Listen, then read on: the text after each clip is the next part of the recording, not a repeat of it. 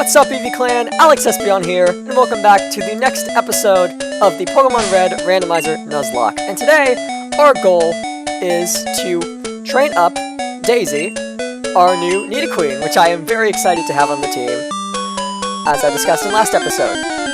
In the last episode, our goal was to train up our Zubat and get to Brock. Get through Viridian Forest, get to Brock, beat Brock, and all that good stuff, but we didn't really accomplish a whole lot last episode, so I'm going small for this episode. My goal this episode is just to grind up Daisy to an appropriate level. I'm not thinking that I'm going to do anything else. I'm just telling you right now, it's going to be a grinding episode, and we probably won't get to Viridian Forest. I hope we do. We might, but I'd say there's like a 60% chance we won't. But I really don't want to lose my new Nidoqueen. I will say Nidoqueen's back sprite in this game is quite odd. They look like a giant boulder. It's like a graveler type of thing, where they just have like pointy, rocky, rough back. It's very strange. It's very interesting, I guess, because are we? Oh my gosh, we're getting wrapped. Hold on, I just registered what's happening here. I'm like, why am I not attacking? We are getting wrapped. Oh my gosh, can we switch out? Can we switch out while we're being wrapped? Please tell me we can switch out while we're being wrapped. Okay, we can switch out while we're being wrapped, because I know you can in future games, but in future games, wrap is like a significantly different move than what it is in this game. I'm gonna be honest, I just don't want to deal with this. I don't want to give a lady more XP, but I also just don't want to possibly lose my Nidoqueen to a stupid wrapping Arbok, because all these games, all these moves, wrap, constrict, Fire Spin, all those moves in this game are so annoying because they just keep going on, and there's no real way to stop them, to my knowledge. And then again, there might be, because I'm just not very good at Gen 1. Quick Attack! Rapid Spin might do it. Because Rapid Spin gets rid of, like, I don't know. Rapid Spin gets rid of Stealth Rock, doesn't it? Or Spikes? I don't know. It gets rid of something. Rapid Spin has some use besides raising speed. I think that's what it does. I don't, forgive me, I don't use Rapid Spin. But, I'm not, it's only like, we could probably stand to fight throwing Nidoqueen into another battle, but, I don't want to take a chance, because I just got this thing. So, we're gonna heal up, and hopefully, next time we don't run into an Arbok, because Arbok is very annoying to deal with, as it turns out. I should have known that it had Wrap, probably, but, I didn't. Also, in between episodes, I looked up when Zubat would be getting a new move, and as it turns out, it will be getting Bite it will be getting Supersonic next, at level, I was gonna say 7, but it's at level 7, and it doesn't have it, so clearly that's wrong. It might be level 10, or level 8, but it will be getting Supersonic next. Supersonic is not that helpful. I want a new attacking move. In terms of attacking moves, we will be getting Bite at level 15, and then we will not actually be getting Wing Attack until Andy is a Golbat, which, you know, not the best news. Excuse me. So, we're gonna body slam this Pidgey. Hopefully it takes it out in one hit. I'm sure it will. Ooh, never mind. I suppose we are only one level above it, and Nidoqueen isn't necessarily known for having the highest attack in the world. It's more the defensive one, while Nidoking is the attacking one. But yeah, I think that Nidoqueen will be quite a bit easier to level up than Zubat. I think this will take less time, and as a result, we might be able to get to Viridian Forest. But then again, I also do want to level up Zubat a little bit, because I'm still not too jazzed about throwing it into a battle against, like, an actual trainer. That still worries me. So I'd like to get it up to the same level as Marowak. And now that I know that Zubat can appropriately deal with, like, the Nidorans and Oddishes and Vileplumes of this route, I think it will be much easier for us to train up Zubat. Speaking of, here's a Nidoran. The way to prove my point. Thank you, Nidoran. We have your mother here, and she's going to kick your ass. So anyway, Nidoran almost goes down in one hit. We get the paralysis. Hopefully it just doesn't attack here. Okay, it didn't. It didn't get paralyzed, but it didn't attack. So that's cool. Take it down with the Body Slam. Body Slam is just good. Like, Nidoqueen's attack is not amazing, but Body Slam is just doing so much damage even still, so that just goes to show. Like, Body Slam, just fantastic move, and I'm so surprised that Nidoqueen has Body Slam to start off with, like, level 1. Because I know, like, I got Nidoqueen in a randomizer one time. Then I had it in, obviously, Pokemon Perfect Emerald.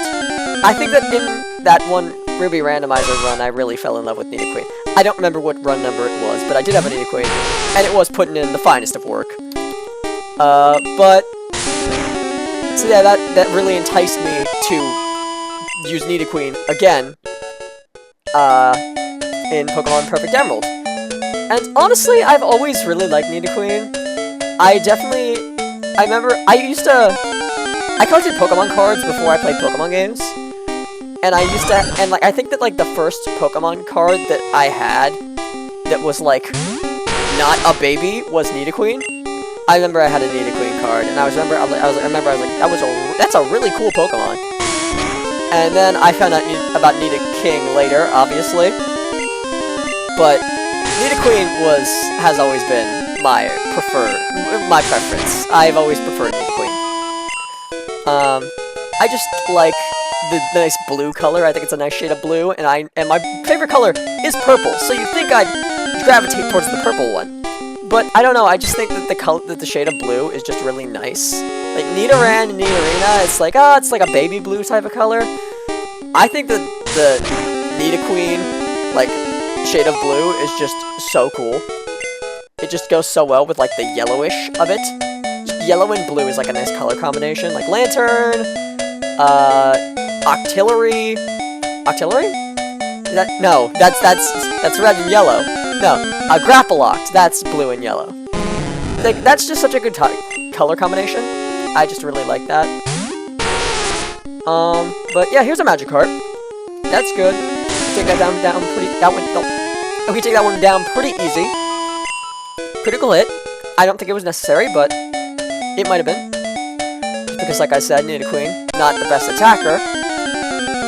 But yeah, that whole not getting wing attack till being a Golbat is really, really not ideal. I was not, like, super,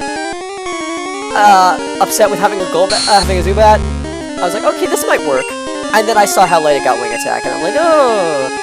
And also, like, Bite is normal type in this game, which I did not recall until I looked it up and saw that it got Bite, but then I realized there's no Dark type in this game, so that makes sense. I actually didn't even realize that. I was like, oh, Bite's normal type in this game. That's interesting. Why isn't it Dark type? And then, now I'm thinking about it right now. I'm like, oh, I was about to bring it up, and then I thought about it now, just at this very moment, and I'm like, Dark type isn't in this game. Of course it's not Dark type.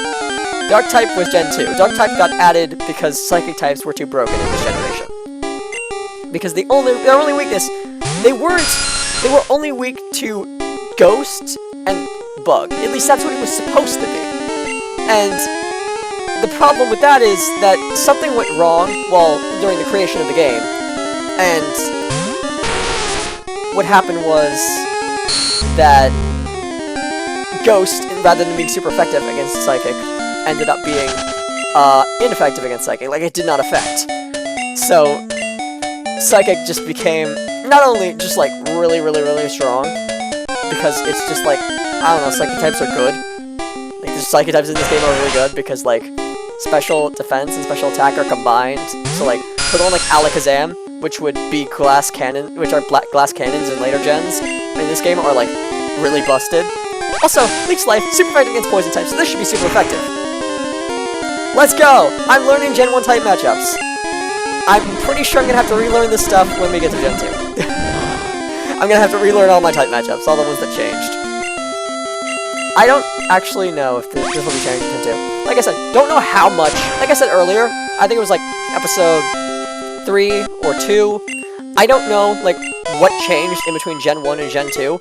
All I know is that by Gen 3, Bug is no longer super effective against poison. So I don't know when that changed, whether it be in between Gen 1 and Gen 2, or in between Gen 2 and Gen 3, but at some point, it did change. Because it is not like that today. At some point prior to the release of the Gen 3 games, even, it changed. And we are just getting this one last level on Andy, so that everyone on the team is level 8 before we continue on. And I know that I'm not, like, gonna, like, a move to work towards. I might get Supersonic after leveling up to level 8, but Supersonic isn't all that helpful, because, I don't know, it has low accuracy, doesn't it? Like, I could see situations where Supersonic would come in handy, I guess, but in a Nuzlocke, I feel it's dangerous to rely too heavily on RNG, and so I don't really want to, like, put my faith in Supersonic, especially when it's like, oh, low accuracy, and also, like, good luck hitting it, and even if you do hit it, you confuse the opponent, so it's only a chance that they're gonna hit themselves. It could do nothing. Like, they could just snap out of confusion. You can hit it with it, and then you could, like, miss 3 times, and then you finally hit them with it, and then they snap out of confusion instantly. Like, Supersonic could potentially be absolutely useless. So, I don't really have a lot of faith in Supersonic, and that got me 7 XP points, because we had to switch out the Zubat, and it was just a level 2 Pidgey. So that was already so little XP it was giving me, and then we switched out, which split the XP between Pidgey and Nidoqueen, aka, hold on, I can get this, I'm closing my eyes. What is the, wait, did I say Pidgey and Nidoqueen? I meant Zubat and Nidoqueen. What are the Pokemon's names? The Zubat is named Andy, and the Nidoqueen is named Daisy. Okay, I remember my Pokemon's names. That's good. That's fantastic. I promise, guys, I closed my eyes, I was not looking. I did not look at the Zubat, I did not look at its name. I did legitimately remember that its name was Andy. Anyway, so we're gonna take that wonderful musical growl, and then we're gonna body slam. And this is not gonna kill because we just got growls. Yeah, that makes sense. Leer fails, and we go for the scratch down, which isn't gonna do, which probably won't kill because of the growl. Never mind, I underestimated Daisy. Zubat has still not leveled up, or should I say Andy. Sorry, Andy, for, once again, not using your name. But, hopefully, this will be the last battle, and then Andy will be level 8, and we can finally progress, because I'm sure y'all are so tired of watching me run into Pidgeys and Venonats, and just, like, I guess, like, I don't know, grinding's boring, is what I'm trying to say. Grinding is fairly boring, and my commentary is, frankly, not terrible, but not even my commentary can save this crap from being boring, I'm sure. So, here we go.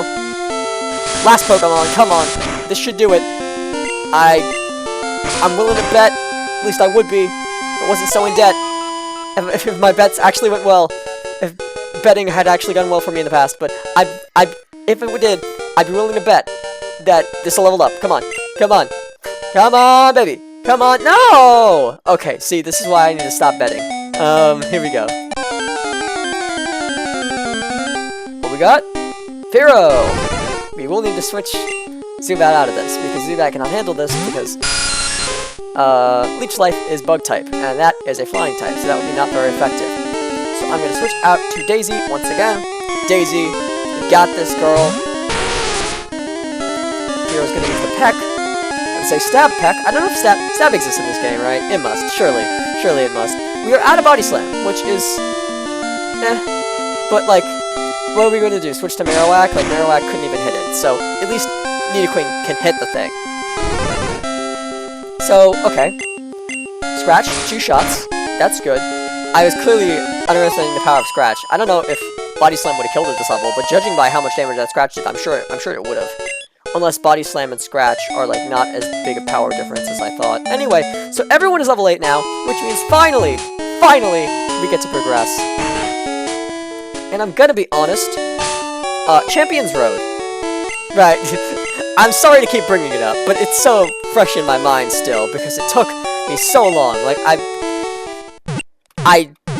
it's hard to believe. It's still hard for me to believe that I beat it. So, thinking back to it, after seeing it for 18 hours, I have a lot of it to reflect. I can reflect on it quite easily, but because I remember it so vividly. But honestly, quite honestly, a lot of it was like, it's a lot, but it's not like a lot of hard things.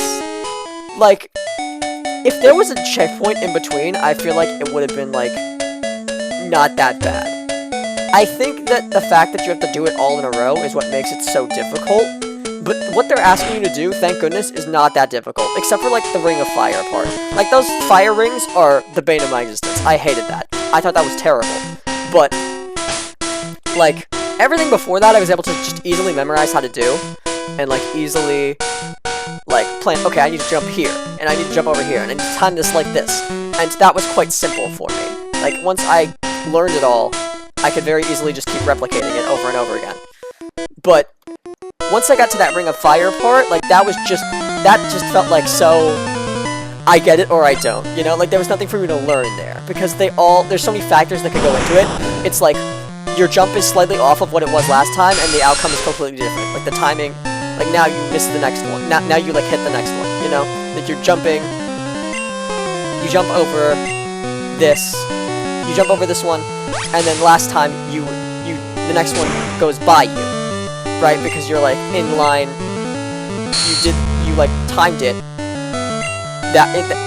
such a way that you jump over one and the next one goes past you. Because you jump over, and you jump onto the next dash pad, but then you already jumped over the Ring of Fire because it came out in midair, you know? But, like, if you jump slightly a couple frames before, like, you jump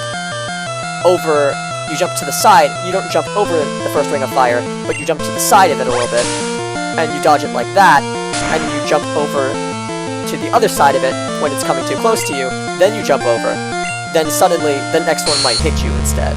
It's like, you alter something is altered, like one frame, in that, like one little step is different, and the entire thing is different. Just because there's so many rings coming from so many different directions, so the timing can't really be, like, memorized because there's just so many aspects to it. And if the timing is wrong on any jump, if it's different on any jump, then the entire thing is different. So that's the one part of it that I feel just cannot be memorized. So that was, in my opinion, the hardest part. I did struggle for a long time. For, like, the part that definitely took me the longest to, like, learn how to get past was that stupid beat block section, because I was trying to, like, time it, like, okay, I gotta do this one, and then I gotta jump to this one, and then I gotta jump to this one, when in reality I just had to, like, keep jumping, like, and that big section, and that section with, like, the stairs, it's like do, it's like, red, blue, red, blue, red, blue, it's like, how on earth do I get up there when they change so quickly? Because it's like, oh, I have to jump over two? How do I do that? How do I get the speed to do that when I don't have any time to run? And then it's like, oh, and then I realize, like, oh, you do all the running on the bottom, and you gain all that momentum, you gain all that speed on the bottom, and then you carry that momentum, like, you can't stop. Once I realized that, it was very simple and, like, very easy to replicate. But I will say, like, when I got tired, when I was there for, like, when I was on that for, like, hour 7, it was so hard, because I just couldn't time it, like, my brain was shutting down.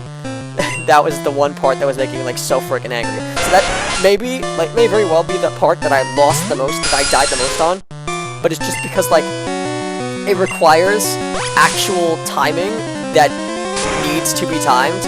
Like, there's only one way you can do it, and the timing is and that makes it kind of difficult to do, like, when you're tired. Like, you can only do that either if you've really memorized it, and you can do it, like, without thinking, or you have to do it while you're at, like, peak brain, peak thinking, when you're, like, totally locked in. Like, I could not do that crap on hour 7. But yeah, I definitely do like the whole ending. I think that is so cool, the way you go through the clear pipe and it spells out thank you. Like, it's such a nice way of ending it, and I love how it lights up. And then I love how there's, like, all those people at the end. I think there's Captain Toad there, there's a bunny there. Just, like, I think that's such a nice way of ending it. I think it's so cute when they end Mario games that way, because I know Super Mario Odyssey has something like that too, with Darker Side. And, like, people have told, I've heard from certain YouTubers that Darker Side is harder than Champions Road, but after playing Champions Road, I really don't know how that could be. when all of Odyssey was so easy. I don't know how Champion's Darker Side could possibly be harder than that. Oh, and hello there, Mewtwo. Just when we were talking about how broken Psychic types are in this game. How do we deal with this? I'm scared. Oh my gosh. Okay. Your special defense and your special attack are linked. So your special defense is strong because your special attack is strong. But how's your physical defense? Swift? At least it's not psychic. At least it's not a psychic type move. Okay. That's okay damage. We can take some of those. Don't disable my Bone Club. Don't do that. Oh! Just what I told you not to do. Come on. Come on! Okay. So what do I do now? I guess I just leer in preparation for my Bone Club to come back. I hope this doesn't crit. Oh my gosh! What did I just say? Okay. We have a potion. It's fine. We have a singular potion. Let's use that. Come on, Olivia. I know you can get us through this.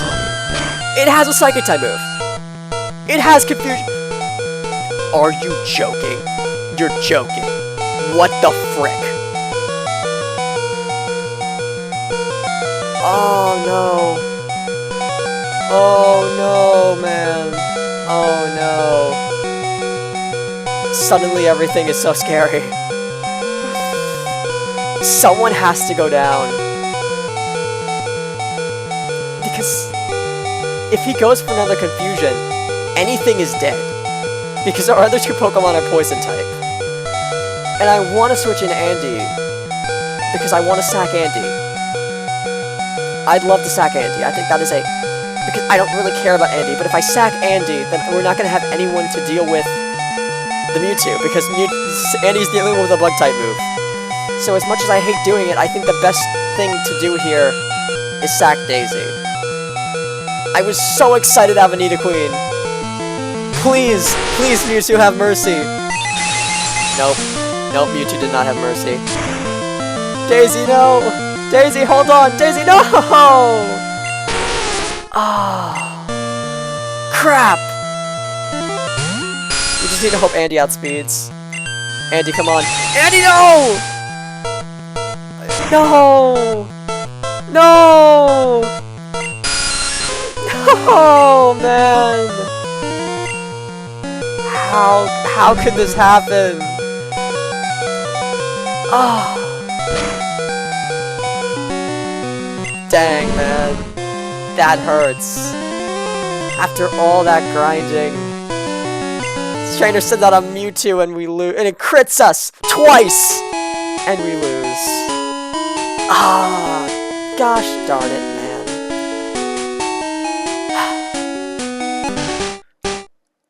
Okay, guys. We are back. So let's get started once again. Professor Oak is gonna do his little spiel. I'm gonna name my trainer. There's an Aerodactyl. Way to rub salt in the wound, Professor Oak. But once he's done with his whole little thing, I'm gonna pick my name. Name. Alex. Nope. Not Amex. Alex. Done. So your name is Alex, correct. He forgets his grandson's name, because he's a terrible grandfather. It's Blue. And he's gonna be like, yeah, your legend is about to unfold! And then I'm gonna be like, okay. Here we go! Okay, so first off, I'm gonna get the potion right now, so unlike last run, I don't have to come get it later. Just like... Fighting a Mewtwo before you have potions is just rough.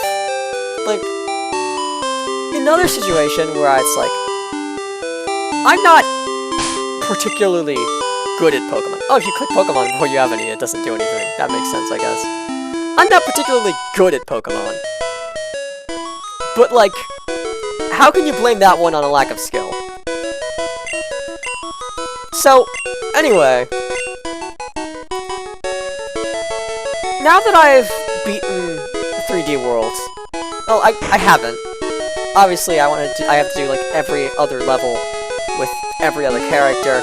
I also want to 100% my co-op file with my brother, because I actually started the co-op file with him before I started the single-player file, because he just really wanted to play 3D World with me. So, and while I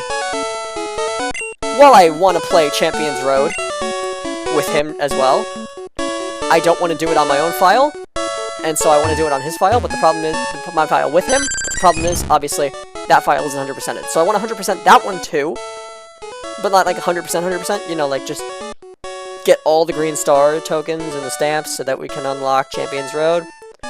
I obviously don't want 100% that one, I only want 100% my personal file. But, Vaporeon! Solid. What's next? Clefable. Okay. I'm not picking that one. And Chansey! Well, I feel like the decision here is obvious. Chansey! No. No. Definitely not. We are taking the Vaporeon. So anyway, Bubble Jet Pokemon. Anyway, have a habit of getting distracted by literally everything. But I'm gonna name this. Why is it a Tauros? Why does it look like that? Why does it have that sprite? I'm gonna name this. What did I name my first starter? Because I kind of want to do that again. Because Olivia had 3 runs. What was the first one called? Fred? Bob? I alternate really between 2 guys' names whenever I'm naming any given thing. But, I don't think it was Fred or Bob. It might have been Bob. It could have been Bob. Let's go with... But I feel like Vaporeon's not a boy. I mean, I quite literally... Like, it could be both. Because it's a species, not like a one entity. But it doesn't look like a male Pokemon, so I kind of want to name this one a female. 4th time's the charm. Question mark? I guess. Olivia the 4th. Let's hope you do better than all the other ones. Hey, at least this time, I won't have to worry about killing things. I won't have to worry about not being able to hit something. Because obviously with ground type moves, I couldn't hit flying types. With normal type moves, I couldn't hit ghost types. This thing should have a water type move. Hopefully this water type has a water type move!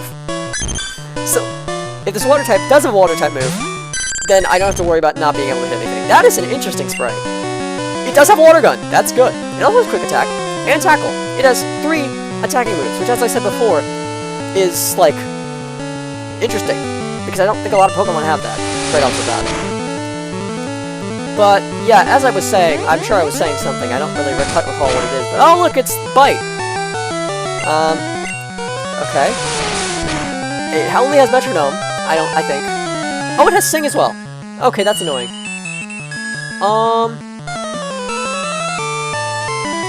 Okay. So, we're just gonna hope that it has really bad Metronome luck. Because that's the only way we're winning this. But then again, it doesn't even matter because it's like the first rival battle. We haven't gotten Pokeballs yet. But I'd like to win the first rival battle just for like the positive start. Oh my gosh, it has 4 moves. Okay. It does have an attacking move besides Metronome, which kind of stinks. But then again, it kind of doesn't, because I'd rather it not use the move that could just go into Guillotine, because knowing my luck, it would. Bubble, okay, that's good. Good roll of the dice.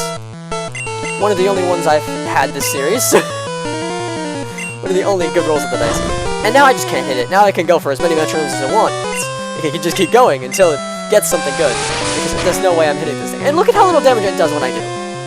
Oh my gosh, and it's putting me back to sleep! This is the most annoying thing. This is the most annoying freaking Pokemon. Not really, but I'm exaggerating a little bit, but it's very annoying. Rolling Kick! I didn't know that move existed. And it got a critical hit. This is a bad omen for how the rest of the run is gonna go, I think. me losing the rival battle. So, oh, karma. Me losing the rival battle so brutally, I'm sure, is a bad omen of what's to come.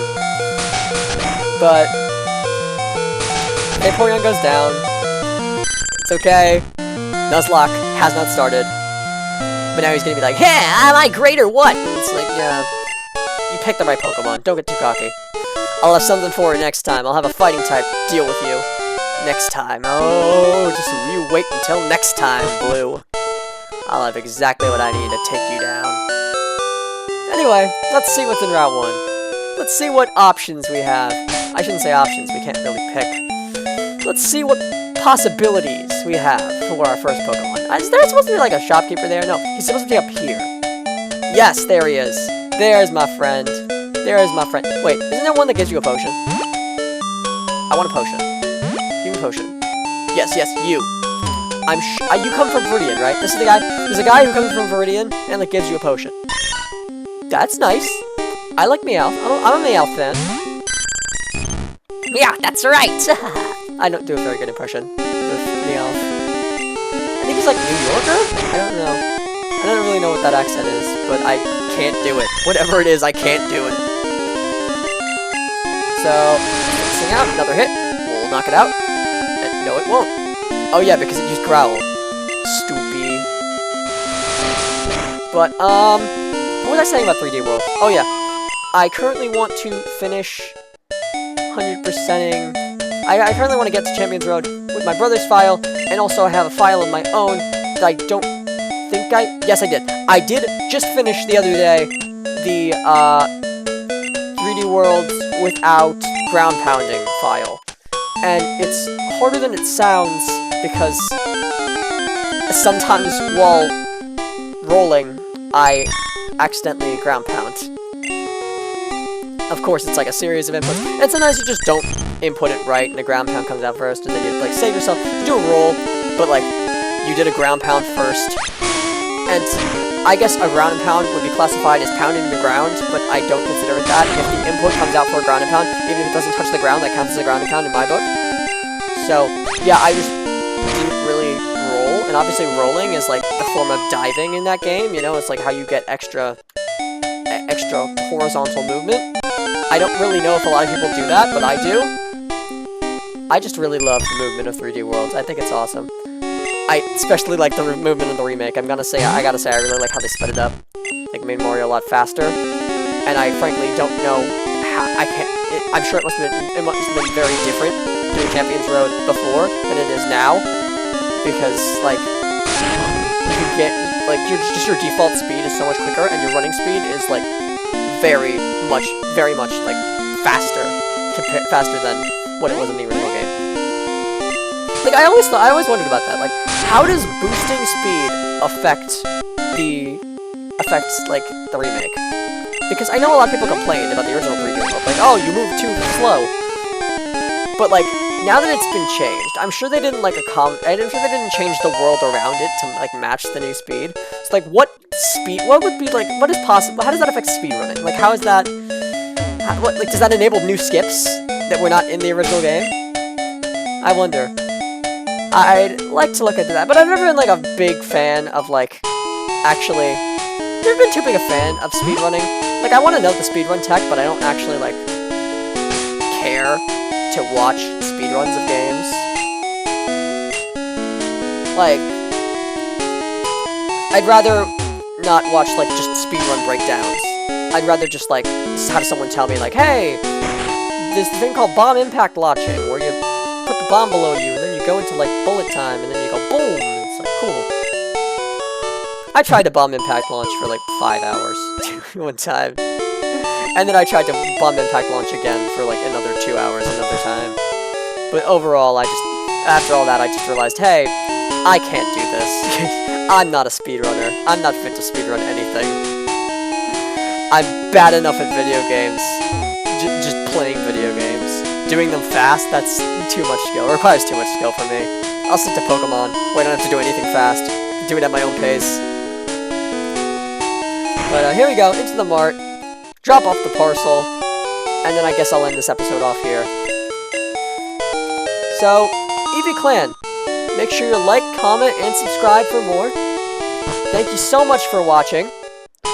And this is Alex Espion, signing off.